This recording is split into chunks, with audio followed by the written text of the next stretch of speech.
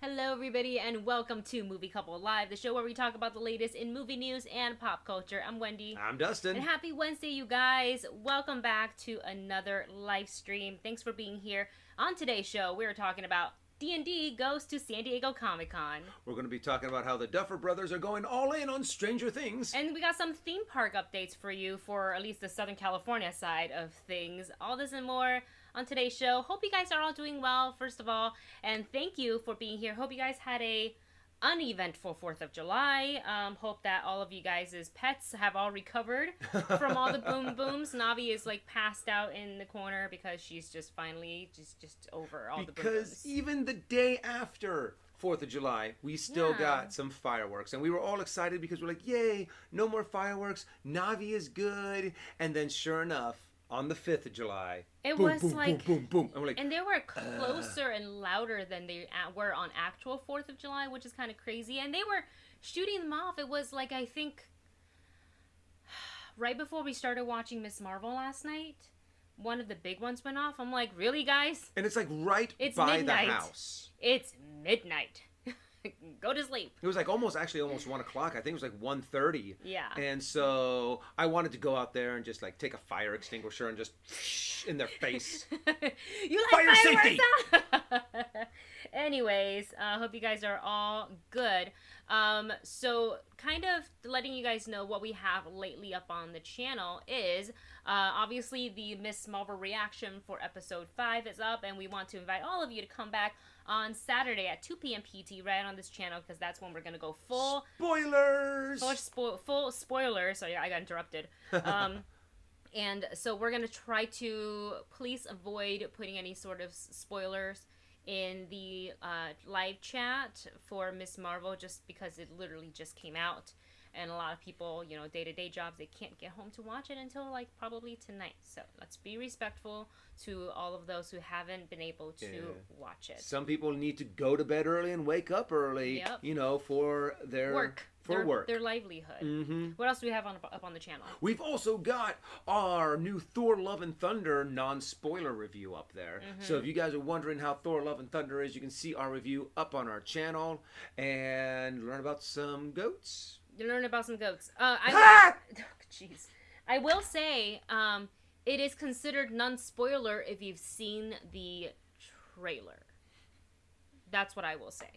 So, and then, did you just laugh at yourself? You wanted to hear your scream? I wanted to see if it was funny or obnoxious. And I'm like, okay, good. The scream actually came out funny and not as obnoxious. Because as soon as I did it, I was like, you know, that's probably not the best thing to do on a live show, because people are going to be like, ah! My ears. Mm-hmm. So, but if it did annoy anyone's ears, I do apologize. What else do we have? Oh, hey, tomorrow we finished editing. I finished editing it yesterday. Stranger Things reaction, episode 2, dropping on the channel tomorrow morning. I think I set it for like 9:15 a.m., 9:30 a.m., something like that. So we won't be able to watch episode 3 tonight, but I think tomorrow night after work, we'll be able to watch episode 3. I'm going to be coming home late tomorrow, though, from work. Sorry. We'll maybe watch it on Friday or something then instead. All right. In any case, it's fine. We'll get to it. So those are all the new things that are on the channel. Why are you coming home late? It's fine. We'll talk about. I'll let you know. We'll talk about it off camera. Okay. So let's talk about the first thing that we. Oh no, we can't do that because Marvin Martin sent in the super chat. Super chat. All right, Marvin Martin, thank you so much for your continuous support to the channel. Who writes? Tomorrow, Erica Elaine's We Are Masks and Thieves. Wait a minute. I saw that. Didn't I see that somewhere in Discord? Yeah, in Discord. He dropped it in Discord. He dropped it in our Discord somewhere. Can you tell us what that's about? And it looks, well, I haven't, I just saw like the picture, and I have to admit, it looks cool. I like the art on it. Hold on a second. Where was it? Was it in? Oh yeah, it was probably under suggestions, because Marvin Martin gives some pretty awesome suggestions. Yes, thank you very much. So I love the artwork on it. It looks really cool. So I really want to see this. So here, if you want, it's coming out, July 7th. So here, if you guys want, I can actually show you the picture. What is it exactly is what I want to know. Let me do a quick Google. Everybody hang on tight while Dustin shows you that. Hold on, can you bring up the picture so I can tell whether or not? Sure. There we go. Oh wait, I'm gonna move the head. So this is actually the artwork that Marvin Martin sent us. So It's on Discord if you're a fellow Discord member. Yep. And hold on a second. If you want, I can actually see if I can put the Discord link into the chat. If all of you guys want to come and join some of the awesome discussions that we have on Discord. Let me see here. I want to click that. And we only have one rule, and that is be nice to each other. We want to come into this safe space and be able to have fun, talk about the things that we love, give suggestions, and even if you disagree with someone on something, on whether or not you like this thing or that, be civil and be nice to each other. No hate speech. Why is it that I can't find anything about this? Really? Yeah. Huh. I put it in, and it gave me, like, COVID precautions. Oh, because of masks. Okay, it is a book. There we go. Okay, so you're going to have to copy and paste the link. Unfortunately, it didn't go up there as a clickable link. But It's because you have to switch your... It's fine. I'll teach you later. So this is... It looks like fantasy, period, and fantasy. When Ray Ora royals rule monsters with artifacts and their people with fear. The poor pay for protection, but the ones higher on a pedestal are the true predators. Sounds like Hunger Games. Those who are not born with titles can only hope that criminals like phantom thieves might save them in their moment of need. No one knows the names or faces of the thieves, but they do know how much the royals despise the monster hunters. Sounds interesting. I like that. That sounds really cool. That sounds interesting. That is coming out very, very soon. It'll be available, on your Kindle or whatever reading device if you have one, or probably on paperback as well. Thank you so much to Marvin Martin for your suggestion. Thank you so much. As always. Okay. And I'm always looking for good books to dive into. Yeah, for sure. All right, let's go ahead and get into our first bit of news, which is D&D goes to Comic-Con. You guys know Dustin and I It's D&D. We like D&D. We play D&D. We have currently we're in a campaign right now with Robert and Vanessa from Late to the Party, and John Roca, the Outlaw, who plays a character called the Outlaw. And he plays it perfect. It's so funny. It's so perfect. It's a kind of a chaotic group, which I expected. Nothing less. Yeah, for all of you who actually joined us on our live stream on last Wednesday, you and when Robert. we actually had Robert, that is where he's gotten his nickname, the Chaotic Sorcerer. That's because so funny. honestly, I love his character. I love how, no matter how well I plan for something, he's going to be like, I'm going over here. That's literally all games, though. That's, I think, all DMs that happens, too, because... You have to just kind of prepare lightly, just kind of have like your outline, your structure, and then if they get to this point, that will trigger this event. So being a DM is a very, very fine art. Yeah, I couldn't do it. Planning and rolling with the punches. Yeah, that's not me. I think I would try to railroad because I would want them to go to do certain things. Like I would like, I'm too Virgo in that. I'm like, I want them to do all these because I prepared it. And so I don't think I could ever DM. Maybe a one-shot that is not D&D. Maybe like a what's you wanted to do Honey Heist. Yeah, I wanted to do a Honey Heist. I would love to play a Honey Heist game. But yeah. So, yes, Debbie, your link for SDCC worked. I haven't booked a hotel yet, but I did click on it. So we're going to take a look at it after. But thank you so much again for sending that over because hopefully that'll be really helpful. Okay, let's go ahead and dive into some D&D news. This came exclusively from IGN, and they are saying that Paramount Pictures and E1 are bringing their upcoming film, Dungeons & Dragons, Honor Among Thieves, to San Diego Comic-Con. So that means they're going to be heading up, or heading over to Hall H on Thursday. I think 12 p.m. is the panel, which is kind of surprising to me, because I thought Thursdays, I don't know, I just thought they left movies on Saturdays and not you would normally have like Thursdays. The big Hall H and all those big big tentpole movies. Yeah, like Marvel, we know that they're, I think, sometime in the afternoon on Saturday, which we're gonna, fingers crossed, try to get into. I don't know how that's gonna work. I might have to call up some people and be like, hey, is there like a, I don't know, way to get in? Anyways, so that's really, really exciting. On top of the panel, they are actually bringing in an immersive experience, which is a tavern. Because what is more D&D than Been meeting a at a tavern. Like, most parties meet up in a tavern, have a fight in a tavern, something like that. So you can go to this fantastical realm of D&D via a tavern experience at San Diego Comic-Con. It doesn't cost anybody anything. You can just line up and go. It is open to the public, first come, first serve basis. I think there's also reservations that you can get online, but that link has not dropped yet. That so is correct. As soon as that link drops, I want to be able to get our reservations, so we are guaranteed to go in there, so we can cover it, show you guys all the cool stuff when we're there. But yeah, I mean, it looks like there's going to be a lot of cool photo opportunities. There's going to be a cool like they said, like a 20-minute experience.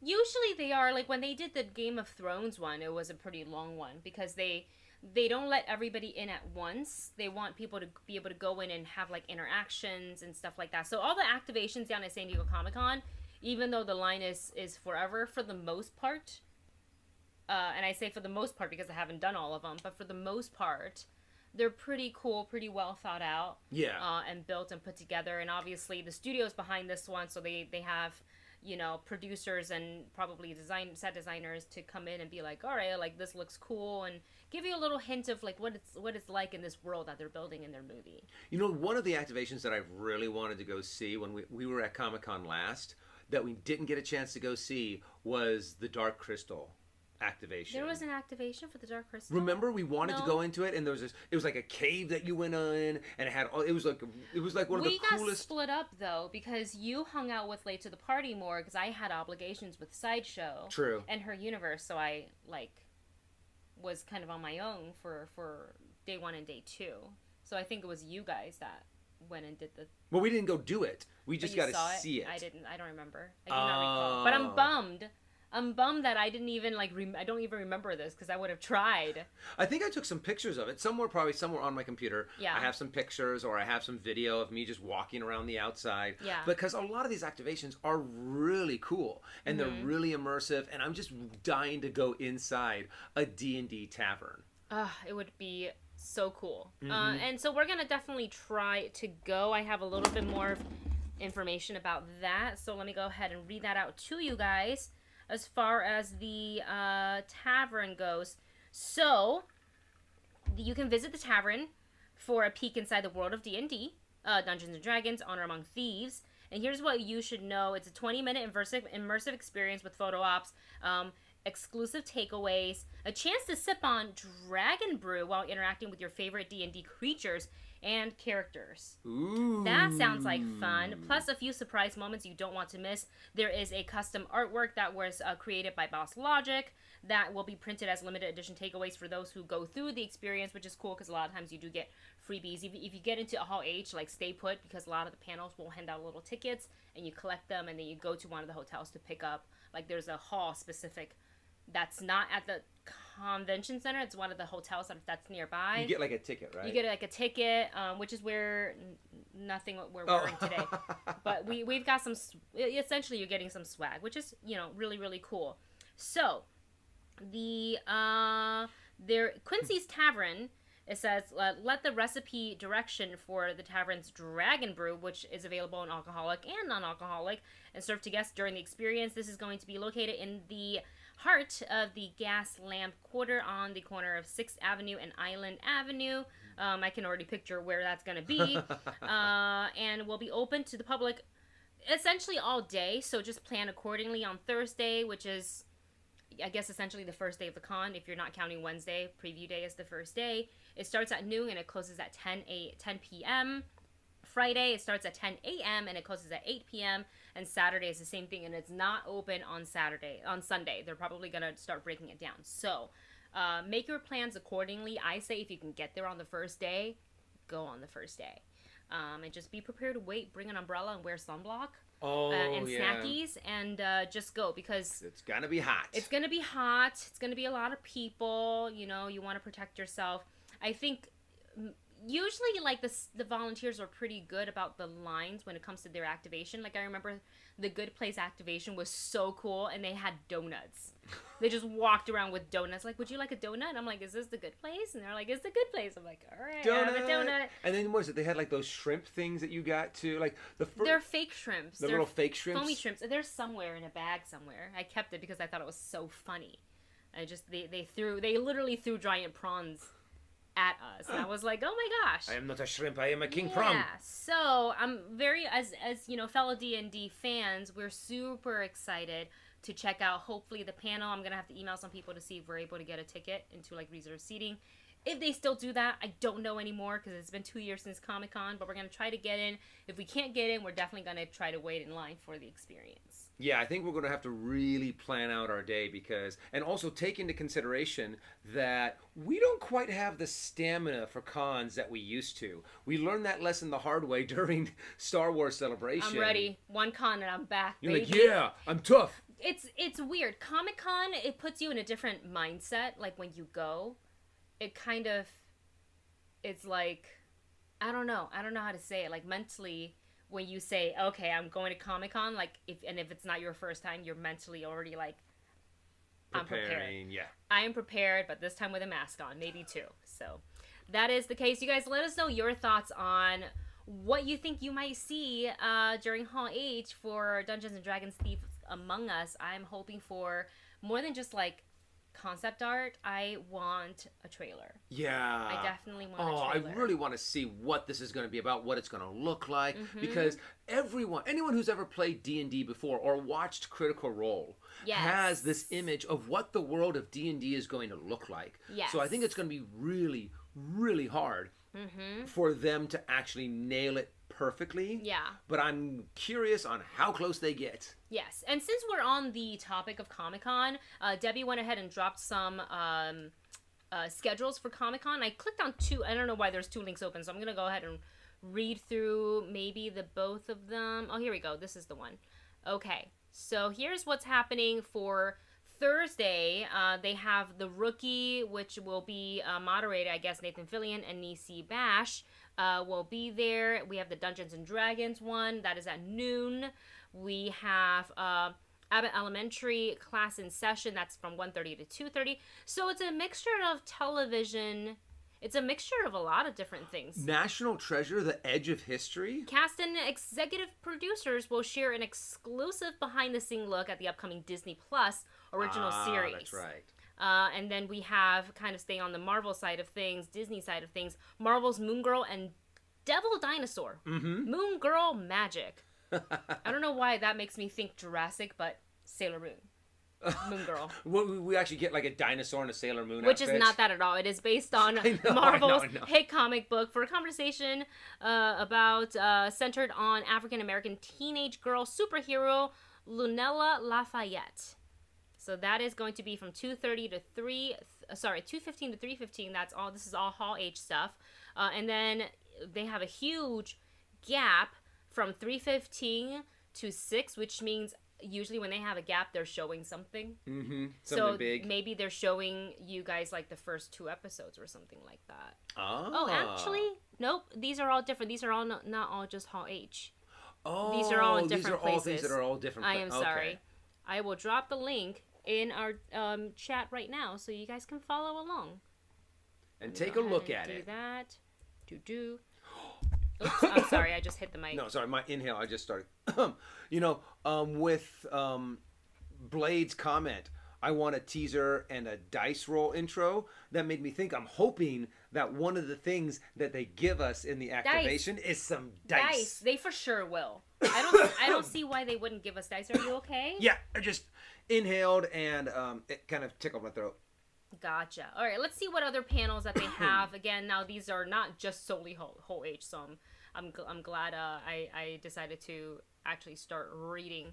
There is a panel called The Koala Man, a brand new animated comedy from the creators of Rick and Morty and Pokemon Detective Pikachu, which is coming to Hulu. Interesting. Yes. Interesting combination. And then let's see, they have on Friday, this is more TV streaming stuff, Proud Family, Louder and Prouder, Bob's Burgers, The Little Demon, Archer, The Great North, and then Saturday, which is kind of the day I'm pretty interested in. Because Saturday's the day H, when a lot of big stuff That's the happens. Marvel stuff.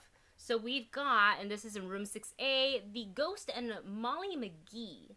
I don't know anything about this, but Nope. it's a Disney or Channel original series. I don't remember this at all, or I haven't heard of this at all. There's a Simpsons panel. Can't remember a time where The Simpsons wasn't a popular thing. American Dad, The Orville New Horizon, Hamster and Gretel, sounds cute, and nothing said here about Marvel at all. Yeah, they're not releasing any of the Marvel stuff, but we know it's Sunday. happening. Sunday, which is the day we're leaving, so we're not going to be here for this. But What We Do in the Shadow will have a panel, which is really cool. And it says this. I don't know if, okay, it's just the way they say it, I wish this was kind of an activation, because the first sentence is, brings the world's greatest vampire nightclub to San Diego. Like, wouldn't it be cool if they did a What We Do in the Shadows activation? Yeah, like, I have to admit, the activation that they had at the last... and he was there, wasn't he? The actor who plays yeah, Guillermo? Yeah, Guillermo, he was, you guys... Guillermo showed up for that. Yeah. So, honestly, I'm excited for this year's Comic-Con.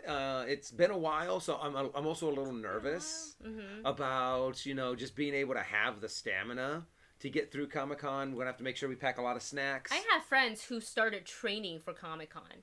No lie. Really? Yeah, they did a hike just to kind of get their cardio and their stamina. Because you are on your feet all day. Yeah. And you're carrying a bunch of stuff, so it is a lot of... Depending on what you do. I should go out and get new shoes. Yes. Yes. And wear them in. Gosh, I remember this was years ago, but I did, I could do a whole day of Comic-Con in heels. I did. What? And, I mean, they're not heels, they're booties, but, they're still, pretty tall ones. Just because I knew I was going to be on camera with other people who were taller than me, so I had to wear the tall shoes. Anyways, Debbie says, Liquid IV on the regular. You guys can bet we're going to stock up on Liquid IV before we go. We should actually place those orders now. Yeah, so because they can we get get here in 30% off. That was only yesterday. Only yesterday. It ended yesterday, but we still, with this code, you can get 25% off plus free shipping. So, if you want, worth it. It's down here. It's an evergreen code, so feel free to use it on the regular. All right, y'all. So let's go ahead and move on to the next bit of news. Now that we're done with our D&D talk. And San Diego Comic-Con, we're super excited. I'm half and half. I'm half nervous about going because it's just money, and half I'm excited to go. Yeah, I mean, because there's always a lot of fun things, a lot of cool things to check out at Comic-Con, but you're in for a hike. You're in for just a lot of you're walking around, a lot of going from one place to another. Okay, filming, now editing, now this, now that. Now you're gonna be sleep. Up on that beat, and you're going with no sleep either. Yes. So yeah, wish us luck. And let's go ahead and go back into our news segment. Let's talk about the Duffer Brothers and what they're up to. You guys know that which is a lot. Stranger Things, the final 2 episodes for season 4 has aired on Netflix. Please don't tell us about it in the live chat because we're still really behind. Trying to catch up. We haven't even watched episode 3 yet, but we're getting there because I was out all week last week working. I've been working pretty crazy hours. Yeah, he's got a steady schedule. He's not. People think YouTubers just home all the time and doing this, and I was like, nah, only when man. you get to a certain level. I mean, even then, for your own mental health, you can't be here all the time doing this. Yeah, true. You can't. There's other things. There's people you should be seeing. There's things you can be doing for your, just overall wellness than just creating content. And sitting behind a computer screen. It's exhausting. I know, honestly. It sounds stupid, but it's true. I went a little stir crazy spending 8 hours on that one edit of Miss Marvel, and then I'm like, okay, I'm going to quickly take a nap, and then I'm going to wake back up, I'm going to prepare for the live stream, and then I'm done for the day. I'm not thinking, I'm letting my brain just go, okay, turn off. Yes, absolutely. So let's talk about the Duffer Brothers. Obviously, they released the final 2 episodes. It broke all sorts of records for season 4 for Netflix. So now it looks like the creators, Matt and Ross, Duffer, the Duffer Brothers, have formed Upside Down Pictures and recommitted to Netflix with several new projects, which is very exciting. And I'm kind of surprised that they didn't do this earlier.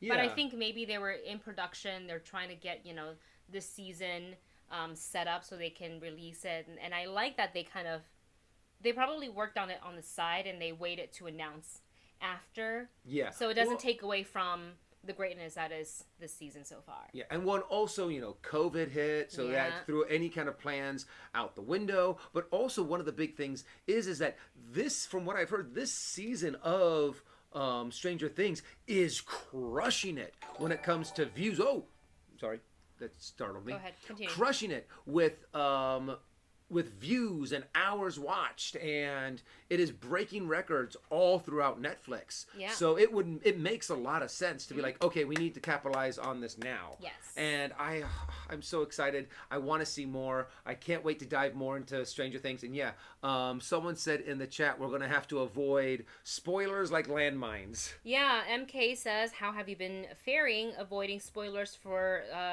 Stranger Things 4. I think a couple of things got spoiled for me, just sometimes because your eyes go to the headlines and you see even if you're scrolling. But I didn't expect to avoid all of them, but we're doing okay. It helps when you mute keywords on social media, namely Twitter, like Stranger Things, and then all the names like individually. So I muted Nancy, Eddie, Vecna, smart, Erica, spelled two different ways. Erica in America. I muted 11, L, Hopper, basically all the names, anything that I could have thought of to help, I try to do.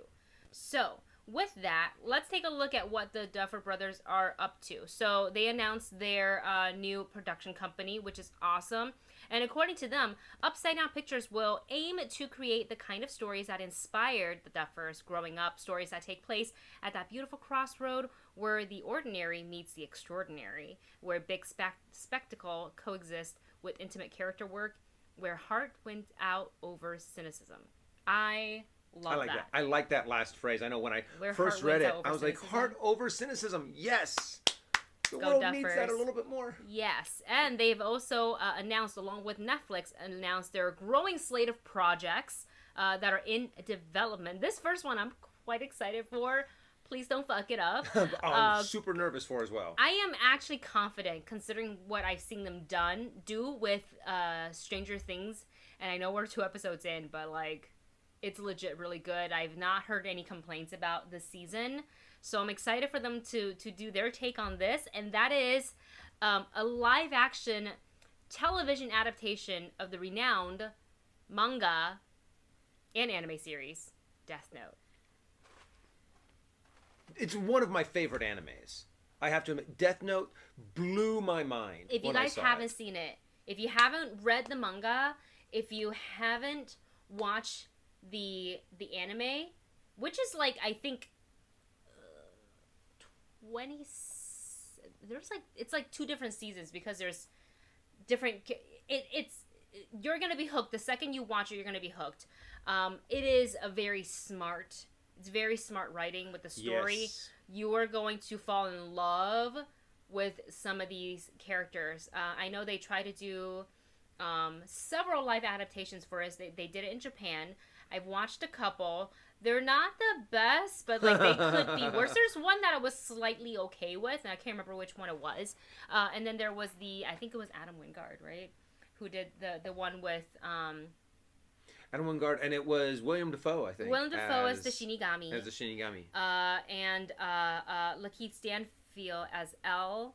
And who is it that played Light? Nate. I don't think I got that far. Because I heard it was so bad. We watched it with Late to the Party, but we also turned it off after 20 minutes. Yeah. So I couldn't do it. And yeah, the character had not come in that far yet. Yeah. So, I can't, Nate, oh gosh. He is the older brother to the actor. Nate Wolf? Yes. I was to Alex Thank you, Wolf. MK. I knew MK was going to come and through with thank you. 2 seasons around 54 episodes. So if you guys are looking for a binge and you have not seen it, highly, highly, highly, highly recommend it. It's so good, and also like the opening credit song and the end credit song is excellent. Like anime usually have really good, songs. So like definitely watch. But I would suggest watching that first or reading the manga first before, if you feel like you have to check out the live action by Adam Wingard, go ahead and do it. But you know what? If you're gonna watch anything, do the reverse order. Watch the Adam Wingard one first, and then watch the original anime. Yeah, because it's always I mean, honestly, that's the way I've always liked to do. Whether it's between like the book and the movie, first watch the movie and appreciate the movie, and then get the behind the scenes deleted, all the deleted scenes and extra features of the book, because it is so much better usually. Yes. And then continue on what other projects that is currently in development for them. They have an original series from creator Jeffrey Addis and Will Matthews, who I guess worked on Dark Crystal, The Age of Resistance. God, I would love more than anything else for the Duffer Brothers to be like, hey man, like, you want to work on that?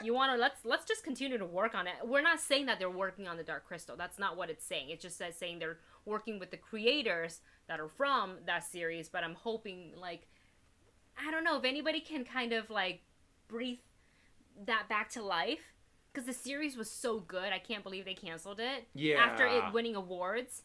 Like, maybe the Duffer Brothers can just take it into their production company and be like, yeah, we got the money. Do it. Yeah, we can do this. And that's something like that's right up the alley, right? Where heart wins over cynicism. Yeah. Dark Crystal. Even though all of the... Okay, I don't Don't talk about that. Don't talk about that. Okay. They're also working on a series adaptation of Stephen King and Peter Schraub's The Talisman, along with Steven Spielberg's Amblin Entertainment and Paramount Television, to be created by Curtis Gwynn. So there's a lot of stuff going on for them. There's going to be... This is the best. I would pay to see this. A new stage play set within the world and mythology of Stranger Things, and this is going to be produced by the prolific and multi-award winning producer Sonia Freeman, Stephen Daldry, and Netflix.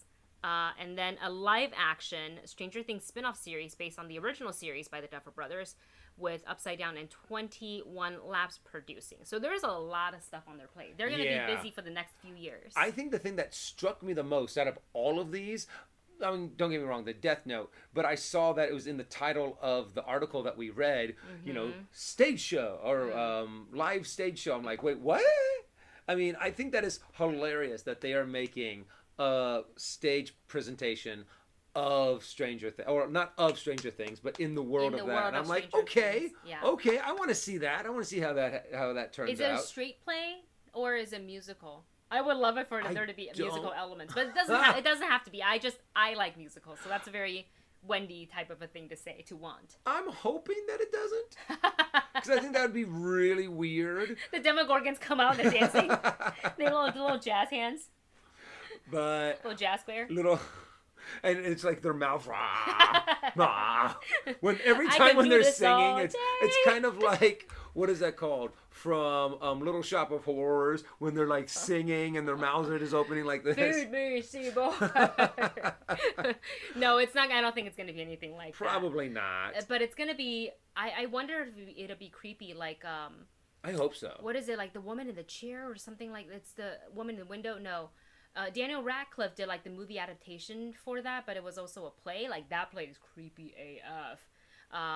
So I'm excited for all the things that are kind of on their plate. It's a lot, but it's really good. I think just out of my own selfish preference, I am most excited for the Death Note. If they're gonna do it, I want it to be good. I don't know who they're gonna get as L or Light, but I want like unknown actors. Like, find me some fresh talent who can really embody the personality of Light. Yeah, that's what I want. Super excited for all of these. And also, what are your guys', out of all of those projects that we named, what are the ones that you're the most excited about? And so put them down in the comment section below, and I'm excited to hear what you guys say. Wait, hold on. There was one comment. Where is it? Blade says, I saw the live action Netflix movie. Doubt the Duffer Brothers could do any worse. Lol. No, true. It was not great. The only Willem thing... Dafoe was great. Yeah. As the Shinigami. I say and he looked cool. He nailed it, but that's also a CGI character. So. But, and also, I mean, the only one thing that I kind of really liked was Light's reaction when he first saw the Shinigami. A part of me is like, okay, that is a realistic reaction. You see... Yeah, because it's so unnatural to see a creature like that. You're like, what's happening? Am I dead? Yeah, you just scream at the highest pitch that your vocal cords can reach. Yeah. All right, we have a super chat from Chris. So sorry, Chris, that it took forever for us to get to, but we're going to get to it right now. Chris writes, if there was ever a Back to the Future reboot, where in time would you like to see them go? And would you still use a DeLorean or another car? Okay, first part of the question. Where in time would you like to see them go?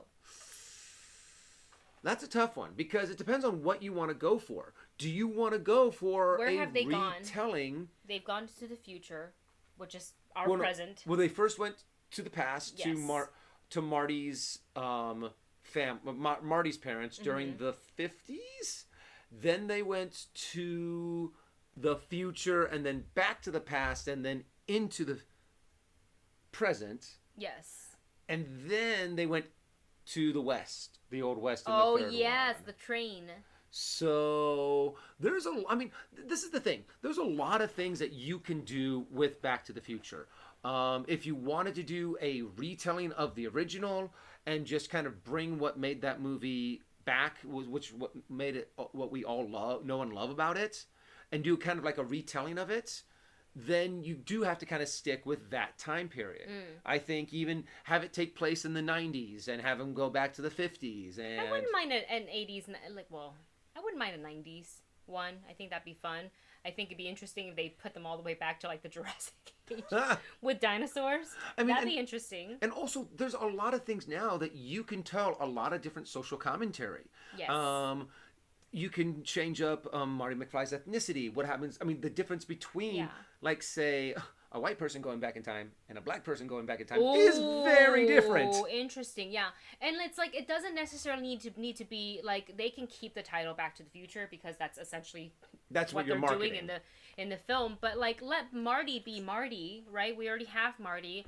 Let's make room for different characters, a different doctor, like just a fresh character. So we don't always have to like reboot and like redo these are the characteristics, and we want to see them dressed in this outfit because it matches the old films. It's like we have those already, and they're fantastic. So like if you're gonna do Back to the Future, try something different. You know what it could be? You could have it to where it's takes place so many years after Doc Brown left. Doc Brown comes back because when you ended the third movie, it was his train that was now the time machine. So you now have to think about how exactly are you going to... Could you just continue from there and tell kind of like Doc Brown's kids' story and their time travelers now? Because they grew up with time travel. So what is their perspective on reality? Have one of them be really into it and the other one wants nothing to do with it, maybe. Yeah, he's like, what we're doing... Like this an interesting juxtaposition. Like he's seen all of the bad that time travel can do, but the other one has seen all of the good that they have been able to do and change. Yes, that'd be interesting. So I'm really curious on... I mean, you could do something... I mean, there's a lot of different variations that you could do. Yes. And now we kind of, talked about possibly the timeline we'd like to see them go to. Would you want to keep the Mandalorian a different vehicle? The DeLorean. Wow. It took that. My brain had to process that. Wow. I'm like, that's a clip out. This sounds right, but there's something that's not computing here. That's what happens when you're on like a little bit of sleep. Mm-hmm. Yeah, this like staying up late to edit, a reaction for a Disney Plus show and then live streaming is like not the way to go. They're both the same color. They both have that silver coloring to them. They all went with the DeLorean part. Mm-hmm. That's what the DeLorean. Would you want to see them in a different vehicle, or would you want to see them? Honestly, I think you could keep it in the DeLorean. I mean, I think using a DeLorean would like a bantha. Like a bantha. I think you could use a DeLorean at first, but then they do change to a different vehicle that they're like, well, you know what? Now that we need this, we know that these are the things that we need from a vehicle. in order to time travel, Yeah. we can change it up. So, I mean, I think people are going to be really mad, though, if you don't see a DeLorean. I think people are going What to if they saw the Mandalorian? Would they still be mad? It could be like, what is it called? The Razor Crest. And I think that would also be really cool, is that you can put in a lot of pop culture references if you have it take place nowadays. Yeah. But Oh, man. I think someone would have to come to me with a really, really good concept, either of continuing the story, retelling the story, adding something new to it, to make me get excited about a Back to the Future reboot. And it can be, I'm open to ideas. Yes. Very open to whatever. If you want to kind of do a rehash of the original and have Marty McFly go back to a different time period, I think that's possible. Continue the exact same storyline, maybe with Doc Brown's kids. Maybe have. Then they have to keep the train, maybe. The train, or their kids have upgraded the time machine. It's a bullet train now. And of course, we do have Navi here who wants to give her 2 cents in. Hi, everybody. Are you all squirmy? I'm sorry. Yeah, there you go. Stay put. So, what do you think about Back to the Future, Navi? Give us your thoughts. So, it's gonna be difficult for me to really accept an idea for Back to the Future unless someone really sells us on it. Yeah. So we'll see. I think, before long they will be doing something like a reboot or a continuation, of Back to the Future. But until then, we have the classics that I want to just stay with. And, maybe not. I mean, if they don't ever do a reboot, I'm fine with it too. But I feel like it'll happen eventually. I feel like that's a constant conversation that they have, at the studios. All right, moving on to the next couple of pieces of news. While the Duffer Brothers keep busy. Because they have a lot on their plate. They got a lot on their plate. So let's talk some theme park. You guys know that we love theme parks. So let's go ahead and talk about them. This is not really new news, but there's finally a little bit more of like definitive dates. So we all know that the current Splash Mountain, I don't know if it's happening on both coasts or just the West Coast. But I believe the article did say both coasts. Oh, I see. They are retheming the current Splash Mountain to a Tiana story, and it's going to be called Tiana's Bayou Adventure. That's coming to the Disney parks late 2024. So everybody's been wondering, like, when is this coming? Is this even real? Or did they just say it? Because it's kind of like they made the announcement and then nothing. But the whole thing is, it's that we're still working with COVID time. Both parks are fully operational all day, every day. Like, there's no, like, day off for Disney. So, you have to really plan this carefully. And then once you start construction, you can just move along quickly, hopefully smoothly. And then the ride can reopen for everybody to enjoy. So, let's see what they're saying about the date. The one thing that the article did really talk about is just how much research and development is going into this ride. Yes. They have people down in New Orleans studying the architecture, studying the culture, studying the history, and studying the costume design. Yes. And it looks like they're doing a really big cultural dive into New Orleans during the 1920s. Yeah. So I'm excited to really see, and they're really focusing on trying to expand the storyline, because this ride apparently just takes place right after the movie Princess and the Frog ends. Oh, wow. So we have Princess Tiana, Prince Naveen, and they are just building this community of really wants to tell the story of when a community comes together and works hard and supports each other. Almost anything is possible. So basically, the ride will take you on a journey where our stars, I guess, our familiar characters, are preparing to host a one-of-a-kind Mardi Gras celebration where everybody is welcome, and along the way, we as the guests will encounter familiar faces, make new friends, and travel through the bayou to original music inspired by the songs from the movie as they are brought into the next chapter of Tiana's story. What I would love is at the end, when you come out, there's a fresh plate of a pillowy, soft beignet waiting for you. It'll just make your day extra better. You know what? I'm wondering if they plan on doing that too. Is give you beignets on your like welcome to the ride and give you that would be awesome. Free beignets. Be like go on the ride 20 times. Just for the beignets. But you know, maybe they actually put like a beignet store by the ride. So instead of having it in New Orleans Square where it is now in that little teeny tiny that little pickup window actually get like a bigger space. Yeah. However, it's also kind of interesting because that is actually a part, what is it, Splash Mountain is pretty much one of the only rides that is in Critter Country, that and Winnie the Pooh. Yes. So now taking that and switching it to a very strong New Orleans theme, does that mean Splash Mountain is now in New Orleans Square, or is it still a part of Critter Country?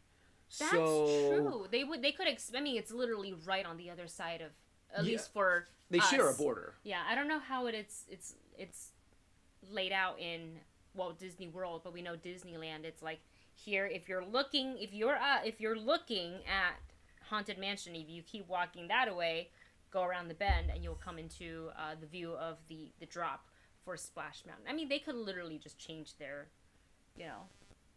map and make that a part of New Orleans Square, which means the only thing in Critter Country is going to be Winnie the Pooh. Is Winnie the Pooh. So that's why I think, honestly, and the Hungry Bear Cafe. I think me bringing it up is a null point. I really think they're just going to be keeping it as Critter Country because they're going. If you go into the bayou, you've got lots of critters. And also, if I'm not mistaken, the original Splash Mountain takes place in, well, no, it's Song of the South. Yeah. But New Orleans is in the South. I mean, there was a lot of New Orleans vibe in Splash Mountain. So I'm a little curious. I'm really curious on how they're going to tackle in what land is it going to stay in, and are they going to expand a little bit more of New Orleans Square into Critter Country? It's interesting. I haven't gone on Splash Mountain in a good minute. What are the stores? You know how Disney's really good about marketing and like merchandising. So usually, for the most part, not always, but for the most part, when you exit a ride, you exit into a gift shop. What gift shop do you exit? You actually don't. When you exit Splash Mountain, you get off the ride, and you go down this ramp, and then you see the pictures that you all took that I don't think you're allowed to do anymore. Because why? Because people don't behave on the rides. Yeah, because for a while there was that website Flash Mountain. That's why we can't have nice things, we just can't have nice things. It's a theme park. It's supposed to be all ages family friendly. Like, let's keep your behavior family friendly. And then you walk into like the courtyard area where they have like a whole bunch of character meet and greets, and then there are those stores across the way to where you can buy new shirt, new feel socks. like they should really invest in like a good sock store. Flip-flops, sell Crocs or Disney's version of Crocs. Like I don't know why they haven't done it. You know how many people would be buying these things? Buying some flip-flops. They can mark it up $20 a pair of flip-flops and people will buy them because who wants to walk around with wet socks and wet shoes? Yeah, no. There was this one time I put it on my TikTok, but somebody had gotten off this was at DCA, so it was at the rapid. Oh yeah. You can, depending on where you sit and how your thingy turns that day, you can either be pretty dry or completely soaked head to toe. So this one person was soaked head to toe, which is like just, you kind of know that going in. You can't be really too mad when you're completely soaked coming off the ride unless you wear a poncho. And yes, I will be the first person to say I hate walking around with wet shoes and wet socks, which is why half the time we don't go on these wet rides unless it's the very last thing we do. Exiting the park and it's a hot day, then I'm okay because I can get in my car and do whatever I want with my feet and my shoes in my car. But this dude decided he was gonna take off the socks and shoes, and he straight up walked barefoot around the theme park. And I'm like, ooh, I don't know what is on that ground, and I certainly would not want my feet touching it. Nope. So wouldn't trust that ground at all. It's probably really hot. Weird. Yeah. Starjuice got some suggestions. Don't sit on the back of the ride. Yep. You know, it's true. I sat in the front, And I remember when you come down, I just ducked, and apparently all the water went to the next person. It also depends. I think for you, it works to sit in the front because since you're smaller and lighter. But however, if you have like the big person of the group sit in the front, it makes the nose dive a little bit more into the water, So it's a giving you strategy a bigger wave, and everyone will get wet. I think there's like a whole physics lesson that can be learned about how to stay dry in Splash Mountain. Well, if you have a larger person, like if I sit behind you and I just hide behind you. Use me as a shield. Human shield. I've done that. I'm like, oh, and duck. And I pick up my feet. Like, I mean, I don't put them out of the ride, but because I'm little, I just kind of like ball. So I use my hands to kind of like support myself, and I lift my feet so my feet don't get wet. It's kind of worked in the past. It's not the most comfortable. Didn't we also see that video where one of the logs actually sank because it took on too much water? It was like, I mean, people were like sitting in water, which is awful. And at this point, you're just kind of like, I just pack up. Guess I have to shut down the ride for a little bit. Yeah. All right, and then the next theme park news, which is what was the release date on that? It was late 2024. That's all the information. Probably fall. Yeah, right before the winter. Why would they? Oh yeah, but you would want to do it before summer though. I guess maybe then you can get. I get California weather is nice, but it still gets cold here. Yeah, true. Not very much. Maybe in 2024 though, they're planning like, you know what? It's always going to be summer. Yeah. And then the other piece of theme park news is for Universal Studios Hollywood. I don't know if the same maze is happening in Orlando or not, but for this is Hollywood, and they are building a Nope-inspired town set / probably maze, because we know that the movie is coming out. It is done by Universal, so it makes sense that they would, have some sort of promotion at Universal. It is a horror film, so why wouldn't they want to have that IP at Halloween Horror Nights? So it's not confirmed. I didn't get an email from Universal to be like, oh yeah, this is happening. But, there's internet sleuths out there that go to Universal, and you can usually, especially if you take the back lot tour, you can usually see what they're building and have an idea. So in this article, it says a Western town inspired by the upcoming film Nope, written and directed by Jordan Peele, is under construction at Universal Studios Hollywood, possibly for Halloween Horror Nights 2022. And some of it is visible from the studio tour, the backlot tour that we just talked about, in the Falls Lake area, which is kind of like, is that Jaws, Falls Lake? No. Where is that? Maybe. I'm not sure. I think it's around in that area. Yeah. So there is a facade for Jupiter's Claim, which is the tourist place that they go to that is shown in the trailers. And there also appears to be a blood-covered horse statue next to the entrance, which we all know that like horses has something to do with this movie in one way or another. Not of planet Earth. Yeah, but other than that, it's kind of covered up with tarps and walls and fences, so you can't really see exactly. But it sounds like, from the looks of this article, most of the facade is complete. So if this is... There's still one building that isn't complete yet. Yeah. But it is a definite Nope, like little cow town. It doesn't look like a maze. Town. It doesn't look like a maze. I imagine they maybe do a scare zone for it. Yeah, maybe that's probably what it is. Because I don't see how they can possibly walk through this at all. And someone was also, somewhere in the article, it was also saying that it looks like you could actually go into one of the buildings, like say like the bar or one of the ranch, one of the So maybe it's more like a scare zone that has food, or maybe it's part like there's a maze and then this is like the street around it. Sometimes they do a small walkthrough of like one small unit. Yeah. But it looks more scary if the intent is to use it other than promotional, like for Halloween Horror Nights. It reads more scare zone to me. But again, I don't know. I don't have any confirmation on that. That's just the theory. But if they do make it a maze or into a part of Halloween Horror Nights, I'm not surprised. Oh, and honestly, from what it looks like, this is actually getting me really excited to do Halloween Horror Nights. When they put this much money and time and effort into building something this big and cool for Halloween Horror Nights, that's why I go to Halloween Horror Nights. And that's why I love Halloween Horror Nights is because of the attention to detail and the set designs, and it's not just about the jump scares, it's about the atmosphere and the ambiance, and it is really, really cool. We are one of the annoying people that, like, if you're super afraid in a maze, we're not the people you want to walk behind, because we are taking our time. Not like move! Not like on purpose, but we're not trying to run through the maze. Like, you don't pay the money or you don't wait in the line to just run through the maze like this. Yeah. It's not worth it. Kind of like, defeats the purpose. You want to look at the set design. You want to get, how the characters move and stuff like that. Like, I love looking at the sets. I remember sometimes I'm so distracted by the set. I think, what was it? Crimson? Was it Crimson? Nope. There was Crimson Peak. Yeah, I think maybe that was cool. Really pretty. Like, it wasn't scary at all to me, but it was gorgeous, and I was like, wow. And the girl behind me was like, oh my god! And I was like, Crimson Peak. And I was like, oh, you can go ahead. She's like, no, you go first. I was like, I'm gonna walk real slow, lady. Like, you're a target right now. You are afraid, and they're coming. The characters are like, they're coming for you. They're coming for you. She would have been the type of I would have tried to scare it over and over. Kind of follow through the maze. It's fun. It's fun scaring people. Mm-hmm. All right. There is also, according to you guys in the chat, they've also launched a viral website with clues. So this is according to Bloody Disgusting.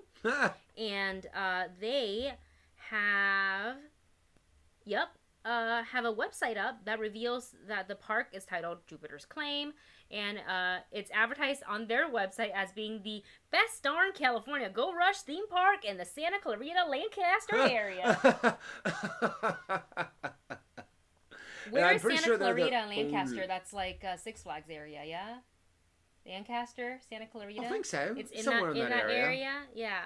So from the looks of this website, it just gives it'll find clues, give you clues on the movie, which I kind of want to kind of take a look at for myself. So I actually don't want to read too much into this because I want to check it out. Don't give us spoilers. Yeah, and see what it's about. So that's exciting. That's really exciting. I love it when movies kind of go all in on this. You're like, what is this about? Nobody knows. I mean, aliens, but like, what else is there? There's got to be more. So it's just fun, when they start doing viral marketing stuff. And with that wraps up all the topics we have for today's show. Yep. And I have to admit, I had a lot of fun with talking about a lot of these different topics. I really it makes me really excited when we start talking about theme parks. Yeah. And I'm like, oh, I want to go back so bad. To visit, not to work. Well, yeah. To visit. I think we've paid our dues in working. It was a fun time. I have a lot of good memories. Met a lot of really cool people that I still keep in touch with till this day. But my body's just not like meant for doing what I used to do. Yeah, I mean, it's easy to look back on things that you've done. Like, I enjoyed my time in college, but you know what? I wouldn't want to go back. Or high school. No. Don't want to go back. I was so happy to graduate. I was like, I'm done. I'm out of here. Bye. See you never. All right, you guys. Well, let us know in the chat, in the comment section, if you're watching this on the VOD, what you thought of all the topics about D&D, about what's coming to Comic-Con, about the Duffer Brothers, and about theme park stuff. Let us know your thoughts in the comment section below. We will be back on Saturday with a spoiler-filled discussion for Ms. Marvel Episode 5, which, by the way, again, our reaction for that is up on the channel if you want to take a look. Tomorrow, we will be up. It's already scheduled. The Stranger Things Episode 2 reaction will be going up on the channel. Sorry, we're so behind. And we're not even going to be able to watch it tonight because we're going to another Thor Love and Thunder screening. Because we want to watch it again before we film our spoiler review. Yeah. Just to freshen out our memory. So that's what we're choosing to go again. And it's a nice theater that we're going to. So, all right, you guys. Enjoy the rest of your day. Stay safe. And I don't know, get some sleep. I don't know. That's what Wendy wants to do. I want some more sleep. Bye-bye, everybody. Bye, Bobby. She looks like she doesn't. She's like, what are you looking doing? directly in the camera. All right, we love you. We'll see you guys later.